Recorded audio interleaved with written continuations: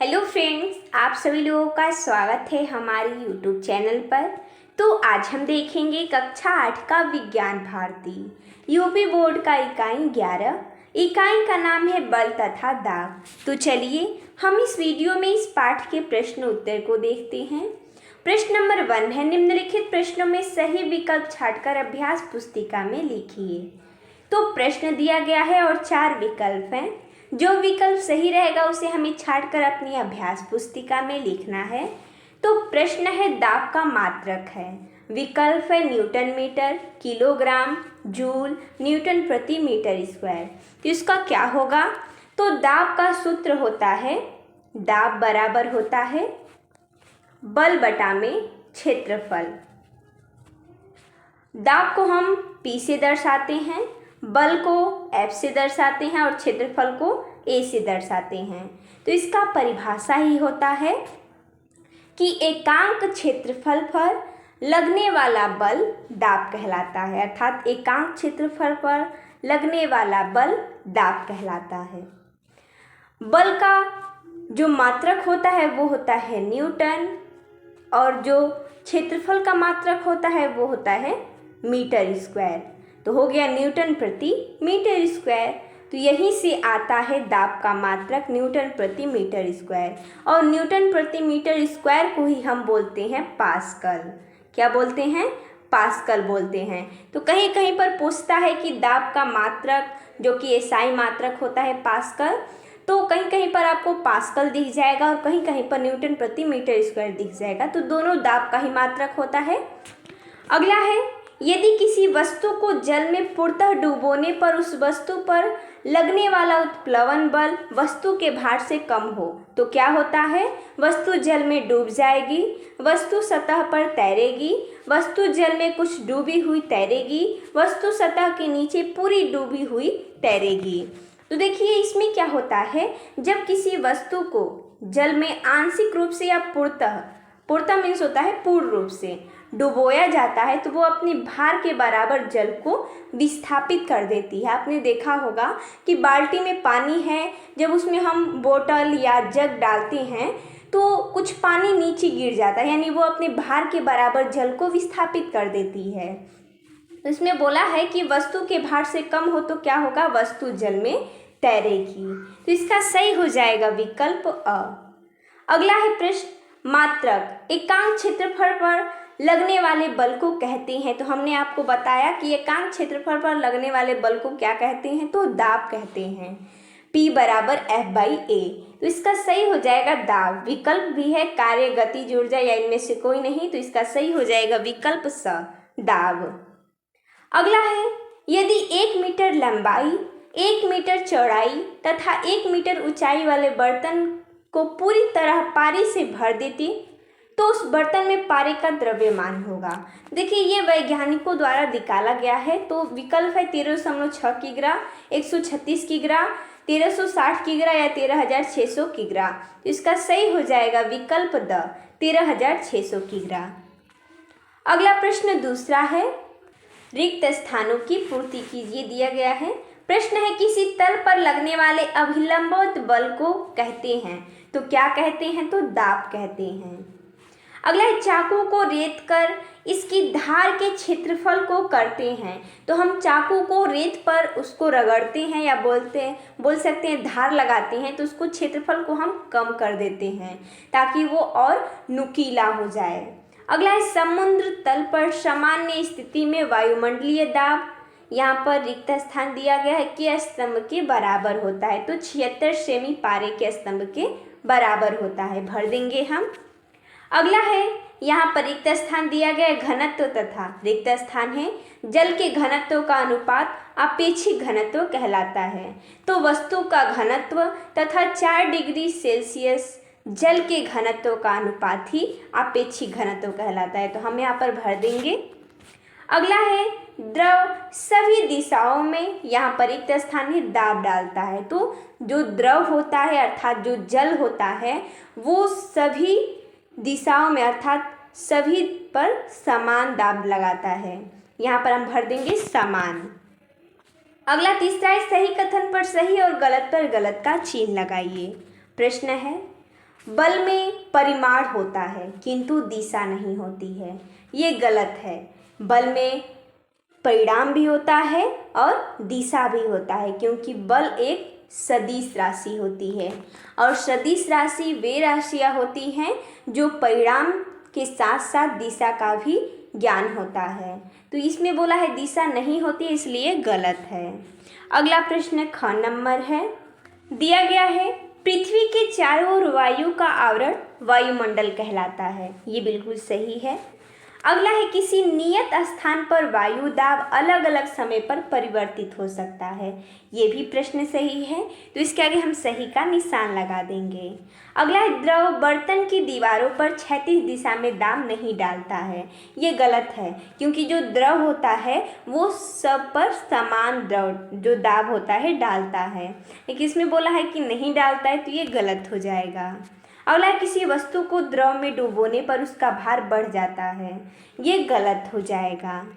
अगला प्रश्न है चौथा, निम्नलिखित कथनों का उत्तर एक शब्द में देना है। तो चलिए देखते हैं कथन क्या है। पृथ्वी द्वारा सभी वस्तुओं पर लगाया गया आकर्षण बल क्या कहलाता है? गुरुत्वाकर्षण बल कहलाता है। अगला है एकांक क्षेत्रफल पर कार्य करने वाला अभिलंबवत बल क्या कहलाता है? दाब कहलाता है। अगला है वह बल जो वस्तु को जल में तैरते हुए रखती है उसे हम उत्प्लवन बल बोलते हैं। दाब का ईसाई मात्रक पास्कल होता है या न्यूटन प्रति मीटर स्क्वायर भी बोल सकते हैं। अगला पांचवा प्रश्न है, निम्नलिखित प्रश्नों के उत्तर अपनी अभ्यास पुस्तिका में लिखिए। प्रश्न है, जल पंप में कितने वाल्व होते हैं? प्रत्येक का कार्य स्पष्ट कीजिए। तो जल पंप में 2 वाल्व होते हैं, एक वाल्व पिस्टन में तथा एक वाल्व पंप की नली में होता है। तो चलिए हम जानते हैं सक्शन वाल्व, यह पंप देता है और वापस जाने से रोकता है। और दूसरा है डिलीवरी वाल्व, यह पानी को बाहर निकलने देता है और वापसी रोकता है। अगला प्रश्न देखते हैं, निर्द्रव दाब मापी का संक्षिप्त वर्णन कीजिए। तो चलिए समझते हैं। निर्द्रव दाब मापी में किसी द्रव का उपयोग नहीं होता, यह काफ़ी हल्का होता है, इसे निर्द्रव दाब मापी कहते हैं। इसके अंदर एक डिब्बा होता है जिसके ऊपर और नीचे का तल लहरियादार धातु के बने होते हैं। डिब्बे पर पकड़ने वाला वायुमंडलीय दाब पैमाने पर घूमने वाले एक संकेतक से ज्ञात हो जाता है। आप यहाँ पर चित्र के द्वारा समझ सकते हैं। ये एक धातु का डिब्बा है जिसमें ये आपको तीर जैसा दिख रहा है, ये संकेतक है। अंदर ये कमानी लगा है और जो आपको ये गोल गोल दिख रहा है इस पर कुछ लिखा हुआ है तीर की तरह बनाकर, ये पैमाना है। और ये अंदर जो आपको दिख रहा है ये लीवर है। आगे इसमें बोल रहा है कि वायुमंडलीय दाब की कमी अथवा अधिकता के अनुसार ही पैमाने पर कमानी से लगा संकेतक घूमता है। संकेतक की स्थिति देखकर किसी स्थान विशेष का दाब ज्ञात हो जाता है। अगला है साइकिल पंप की कार्यविधि लिखिए। वही साइकिल पंप है जिससे आप अपने साइकिल का हवा भरते हैं। तो इसकी कार्यविधि क्या होती है वही आज हम जानेंगे। तो इसमें धातु का खोखला बेलन लगा होता है जिसके निचले सिरे पर साइकिल में हवा भरने के लिए रबर ट्यूब एवं हवा भरते समय पंप को जमीन पर स्थिर रखने हेतु धातु की एक पटरी लगी होती है। पिस्टन के ऊपर सिरे पर हत्था लगा होता है। हत्थे से लगी हुई एक छड़ निचले सिरे पर एक धात को चक्ति से कसी होती है जिसके ऊपर चमड़े की आकृति का वॉशर लगा रहता है। यह वॉशर वाल्व का कार्य करता है। आप यहाँ पर देख सकते हैं यह हत्था है जिससे हम हाथ से पकड़कर नीचे बल लगाते हैं और हवा साइकिल में भरता है। यहाँ पर आप देख सकते हैं ये जो है नीचे वॉशर है, ये एक धातु की बेलन आकार की लगी हुई है। इसमें ये है रबड़ की नली, इसमें छिद्र होता है, ये धातु की नली है। इस प्रकार हम ये साइकिल का पंप है जिससे हम साइकिल में हवा भरते हैं। अब हम जानेंगे इसकी कार्यविधि, ये कैसे बना होता है ये हमने पहले पढ़ लिया। अब इसका कार्य कैसे होता है, क्या होता है। जब पंप के हत्थे को ऊपर की ओर खींचा जाता है तब पिस्टन के सिकुड़ने के फलस्वरूप उसके नीचे वायु कम हो जाता है। पिस्टन के ऊपर से हवा दबाव डालकर वॉशर के नीचे बेलन में भर जाती है। जब हत्थे को नीचे दबाया जाता है तब पिस्टन के नीचे की वायु पर दाब बढ़ता है, जिसके कारण वॉशर के किनारे फैलकर बेलन से चिपक जाते हैं और दबी हुई वायु रबड़ की नली से होकर ट्यूब में चली जाती है। साइकिल ट्यूब में भरी वायु के वाल्व ट्यूब पर बाहर से दाब लगाने पर ट्यूब में भरी वायु बाहर निकल पाती है। पिस्टन को बार बार ऊपर नीचे करने से साइकिल ट्यूब में हवा भर जाती है। अगला प्रश्न है, उत्प्लवन बल किसे कहते हैं? इसके आधार पर प्लवन का सिद्धांत स्पष्ट कीजिए। तो किसी वस्तु को पानी में, द्रव में बोल सकते हैं, पानी या द्रव बात एक ही है, पूर्णतः डुबोने पर वह अपनी आयतन के बराबर द्रव विस्थापित करती है, उसे उत्प्लवन बल कहते हैं। अब हम समझेंगे प्लवन का सिद्धांत। वस्तु का भार उत्प्लवन बल के बराबर या इससे कम होने पर वस्तु तैरती रहती है, क्योंकि वस्तु पर कार्यरत उत्प्लवन बल वस्तु द्वारा विस्थापित द्रव का भार होता है। तब वस्तु पर कार्यरत जो उत्प्लवन बल होता है वस्तु द्वारा विस्थापित द्रव के भार के बराबर होता है। इसलिए जब वस्तु का भार वस्तु द्वारा हटाए गए पानी के बराबर होता है तो वस्तु पानी की सतह पर पूर्णतः डूबी हुई तैरती है। इसे प्लवन का सिद्धांत कहते हैं। अगला है, आर्किमिडीज का सिद्धांत क्या है? जब कोई वस्तु किसी द्रव में पूर्णतः या आंशिक रूप से डुबोई जाती है तो उसके भार में कमी प्रतीत होती है। भार में यह आभासी कमी उस वस्तु द्वारा हटाए गए द्रव के भार के बराबर होता है। इसे आर्किमिडीज का सिद्धांत कहते हैं। अगला प्रश्न 6 नंबर है, निम्नलिखित प्रश्नों को अपनी उत्तर पुस्तिका में हल कीजिए। तो यहाँ से सवाल स्टार्ट होता है। अब हमें अच्छे से समझना होगा। सवाल क्या है कि 50 मीटर गहरे समुद्र की तली पर दाब क्या होगा? इसमें दे दिया गया है समुद्र का जल का घनत्व है 1.01 गुणित 10⁻³ किग्रा प्रति मीटर क्यूब। घनत्व जिसे हम डेंसिटी बोलते हैं, घनत्व क्या होता है इसे पहले हम समझ लेते हैं, ताकि प्रश्न लगाएंगे तो हमें ये पता होगा कि घनत्व दिया गया, हाँ क्या है वो। तो आपको यहाँ पर इसका मात्रक देखकर ही पता चल रहा होगा कि किग्रा किसका मात्रक होता है? द्रव्यमान का होता है। और मीटर क्यूब किसका मात्रक होता है? आयतन का होता है। यानी द्रव्यमान और आयतन के अनुपात को ही हम घनत्व बोलते हैं। तो इस प्रश्न में हमें समुद्र के जल का घनत्व दे दिया गया है और जी दिया गया है। जी क्या है? यहाँ पर गुरुत्वीय त्वरण है। यहाँ पर 10 मीटर प्रति सेकेंड स्क्वायर मानने को बोला है। आप यहाँ पर मान सकते हैं। इसका मान होता है 9.8 मीटर प्रति सेकेंड स्क्वायर। चूँकि ये बहुत बड़ा मान है तो यहाँ पर आपके आसानी के लिए यहाँ पर 10 मीटर प्रति सेकेंड स्क्वायर पहले से ही दे दिया गया है। तो हमें इस प्रश्न को हल करना है। तो हमने यहाँ पर हल भी किया है, मैं आपको बता देती हूँ इसमें कैसे हुआ है। तो समुद्र के जल का घनत्व है, हमने बताया 1.01 गुणित 10⁻³ किग्रा प्रति मीटर क्यूब। जी है अर्थात गुरुत्वीय त्वरण दिया गया है 10 मीटर प्रति सेकेंड स्क्वायर। दाब 50 मीटर गहरे समुद्र की तली पर दाब P है। P बराबर HdG हो जाएगा। यहाँ पर इसको हम रो बोलते हैं। देखिए यहाँ पर घनत्व को रो से दर्शाते हैं या आप D से भी दर्शा कर सकते हैं। तो P बराबर होता है ρGH। क्या बोलते हैं? ρGH बोलते हैं। तो यहाँ पर H यानी समुद्र से गहरे तली पर मान दिया गया है 50, तो लिख देंगे हम 50 गुणते, और यहाँ पर दिया गया है डेंसिटी कितना है 1.01 गुणित 10⁻³ गुणते। जी का मान दे दिया गया अर्थात गुरुत्वीय त्वरण 10, तो यहाँ पर लिख लेंगे हम 50 गुणते 1.01 गुणित 10⁻³ गुणित 10। तो आपको ये समझना होगा कि इसमें क्या क्या सब प्रश्न में ही दिया गया है। देखिए 50 मीटर गहरे यानी ये H का मान है 50 मीटर। घनत्व अर्थात D का मान दे दिया गया है 1.01 गुणित 10⁻³ और G अर्थात जो गुरुत्वीय त्वरण है 10 मीटर प्रति सेकेंड स्क्वायर है। तो P बराबर होता ही है HdG। तो आप सिर्फ तीनों का गुणा कर दीजिए तो ये हो जाएगा 505 गुणित 10⁻³ तो हम यहाँ पर क्या करेंगे, दशमलव को लगाएंगे तो 5.05 गुणते, यहाँ पर 2 अंक पर हम दशमलव लगा रहे हैं तो यहाँ पर 2 बढ़ जाएगा, यानी ये पहले 10 पर 3 घात था तो अब हो जाएगा 10 पर 5 घात न्यूटन प्रति मीटर स्क्वायर, जो कि दाब का मात्रक होता है। तो हमें मात्रक भी लिखना है, नहीं तो इसमें नंबर कट जाता है, हमें मात्रक लिखना होगा। न्यूटन प्रति मीटर स्क्वायर, जितना आवश्यकता है प्रश्न को हल करना उतनी आवश्यकता है प्रश्न के साथ उसका मात्रक भी लिखना।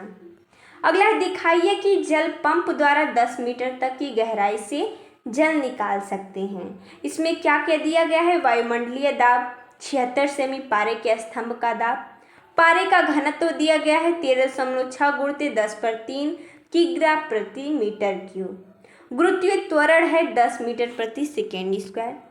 तो देखिए आराम से हमें समझना है, प्रश्न में कुछ नहीं है, सिर्फ आपको देखने में बड़ा लग रहा होगा। तो इसमें क्या है, H1 जो कि दिया गया है 76 सेमी, सेमी में है तो इसको हम मीटर में चेंज करेंगे। तो जब छोटे मात्रक से हम बड़े मात्रक में चेंज करते हैं तो भाग लगाते हैं, तो ये हो जाएगा 0.76 मीटर। H2 अर्थात हमें गहराई निकाल सकते हैं, यानी गहराई ही बताना है, तो H2 बराबर क्वेश्चन मार्क है, वही हमें ज्ञात करनी है। D1 अर्थात डेंसिटी दिया गया है, पारे का घनत्व कितना है 13.6 गुणित 10 पर 3 किग्रा प्रति मीटर क्यूब, और D2 था 10 के पावर 3 घात है किग्रा प्रति मीटर क्यूब। तो यहाँ पर देखिए P बराबर क्या होता है, HDG होता है। तो H1D1G बराबर H2D2G, तो G से G कट जाएगा यहीं पर, तो G का मान नहीं रखना है। H1 का मान है 0.76 गुणित D का मान है 13.6 गुणित 10 की पावर 3 बराबर H2 हमें ज्ञात करनी है और D2 का मान है 10 के पावर 3 घात। आप यहाँ पर देख सकते हैं, हमने इस प्रकार रख देंगे। H2 हम इधर ला देंगे, H2 के संग 10 के पावर 3 घात है तो इसके बटे में चला जाएगा, अर्थात 0.76 है गुणित 13.6 है गुणित 10 के पावर 3 घात है, ये इसके साथ है गुणे में, तो ये बटे में आ जाएगा इन सब के, यानी कि 10 के पावर 3 घात। तो इसको जब हम सॉल्व करेंगे तो आ जाएगा 0.76 गुणित 13.6, क्योंकि इससे ये कट जाएगा तो बचेगा 10.336, अर्थात ये हो जाएगा मीटर में। तो हम लिख सकते हैं, अतः जल पंप द्वारा 10 मीटर तक की गहराई तक जल निकाल सकते हैं। इस प्रश्न में कुछ नहीं है, सिर्फ हमें समझना है कि कहाँ क्या रखना है। यहाँ पर तो G से G डायरेक्ट कट जा रहा है, तो इसमें तो और आसानी हो जा रही है। पहले से ही H1 का मान दिया गया है, D1 का भी मान दिया गया है, H2 का ज्ञात ही करना है और D2 का मान दिया ही है।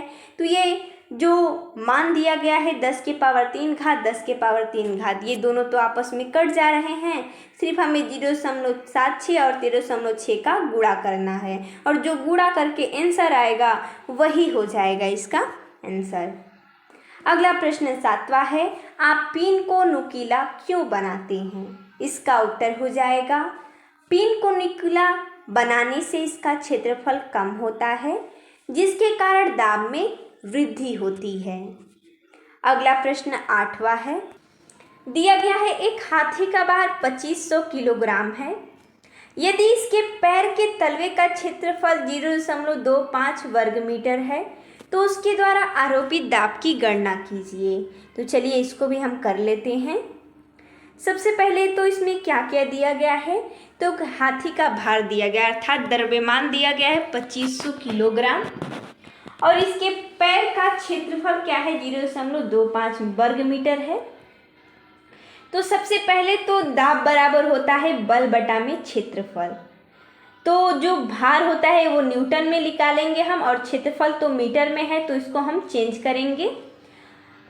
क्या करेंगे हम, यहाँ पर 1 किलोग्राम होता है 9.8 न्यूटन, तो यहाँ पर किलोग्राम को हम न्यूटन में चेंज करने के लिए 2500 दिया गया था द्रव्यमान, इसमें गुणा कर देंगे 9.8 का, तो ये हो जाएगा 245 पर 00 न्यूटन में चेंज हो जाएगा।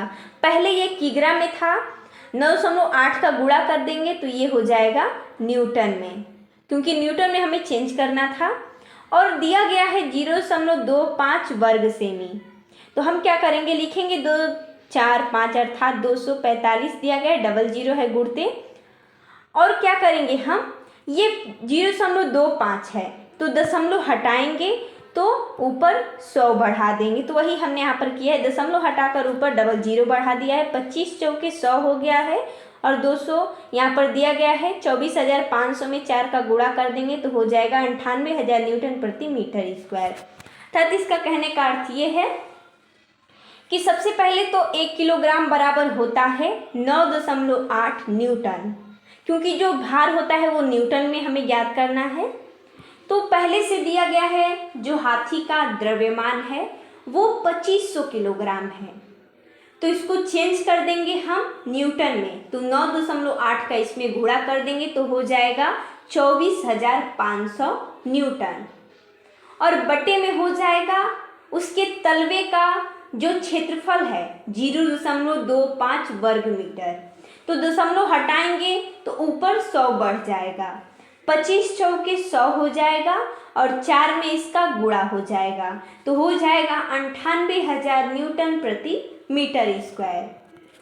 अगला देखते हैं प्रश्न 9 नंबर, जल पंप की कार्यविधि का सचित्र वर्णन कीजिए। तो चलिए हम इसका वर्णन करते हैं। जल पंप की कार्यविधि क्या होती है? तो पंप के हैंडल को ऊपर उठाने पर चित्रानुसार पिस्टन नीचे जाता है, पिस्टन का वाल्व वन खुला होता है और वायु बाहर निकल जाती है तथा वायु दाब के कारण पंप की नली का वाल्व W2 बंद हो जाता है। पंप के हैंडल को नीचे करने पर पिस्टन ऊपर उठता है। हम आपको चित्र दिखाएंगे तो आपको समझ में आ जाएगा। पिस्टन के नीचे वायु दाब कम होने के कारण वाल्व 1 बंद हो जाता है और वाल्व 2 खुल जाता है। फलस्वरूप जल बेलन के अंदर चढ़ जाता है। पुनः हैंडल को ऊपर ले जाने पर पिस्टन नीचे की ओर जाता है। जल का दाब बढ़ने के कारण वाल्व 1 खुल जाता है और वाल्व 2 बंद रहता है और पंप में जल पिस्टन के ऊपर भर जाता है। हैंडल को नीचे ले जाने पर पिस्टन ऊपर उठता है। जल दाब के कारण वाल्व 1 बंद हो जाता है। फलस्वरूप चित्र अनुसार जल टोटी से बाहर निकलने लगती है। इस समय वाल्व 2 खुल जाता है और पंप के अंदर जल नीचे से आकर भरने लगता है। इस प्रकार पंप के हैंडल के ऊपर नीचे से आकर भरने लगता है। इस प्रकार पंप के हैंडल पर ये वही बात रिपीट हो गया है, कोई बात नहीं। आप यहाँ पर चित्र के अनुसार समझते हैं। यहाँ पर कुछ 1 और 2 करके समझाया गया है, W2 व 1 करके। ये पिस्टन है, ये हाथ्या है, अर्थात इसको हम हाथ से पकड़कर ऊपर नीचे करते हैं। ये वायुमंडलीय दाब है। आपको चित्र के द्वारा समझना होगा कि आप यहाँ पर जब बल लगाते हैं तो ये जल ऊपर की ओर आता है। यहाँ पर देख सकते हैं ऊपर की ओर बढ़ा है और यहाँ पर यहाँ तक आ गया है और ये टोटी के द्वारा जल बाहर निकलने लगता है। अगला है घनत्व किसे कहते हैं, अर्थात डेंसिटी। तो हम समझेंगे किसी वस्तु के द्रव्यमान अर्थात मास तथा आयतन के अनुपात को उस वस्तु के द्रव्यमान अर्थात उस वस्तु के पदार्थ का घनत्व कहते हैं। इसका कहने का अर्थ ये है कि किसी वस्तु का द्रव्यमान कितना है और उसका आयतन कितना है, उसके अनुपात को ही हम वस्तु के पदार्थ का घनत्व कहते हैं। घनत्व का मात्रक होता है किलोग्राम प्रति मीटर क्यूब। अगला प्रश्न है, निम्नलिखित प्रश्नों के 4 पद हैं। बाईं ओर के पदों के अनुसार दाईं ओर रिक्त स्थान की पूर्ति कीजिए। इसमें हमने यहाँ पर पूर्ति करके दिखाया है। बल का मात्रक होता है न्यूटन, तो वायु दाब का हो जाएगा न्यूटन प्रति मीटर। आगे दाब का मात्रक होता है पास्कल, तो बल का हो जाएगा न्यूटन। क्षेत्रफल का होता है वर्ग मीटर, तो आयतन का हो जाएगा घन मीटर। यदि W1 तथा W2 क्रमशः वस्तु के भार तथा उत्प्लवन बल हो तो W1 यहाँ पर दिया गया है लेस देन है W2, वस्तु तैरेगी, तो W1 ग्रेटर देन W2 वस्तु डूबेगी। इस प्रकार जो आपको ज़्यादा ब्लैक में दिख रहा है वो हमने रिक्त स्थान की पूर्ति किया है। आप यहाँ पर देख सकते हैं कहाँ कहाँ पर रिक्त स्थान था। तो देखिए दोस्तों, जैसा कि हमने इस वीडियो में इस पाठ के प्रश्न उत्तर को देखा, तो मिलते हैं तब तक के लिए धन्यवाद दोस्तों।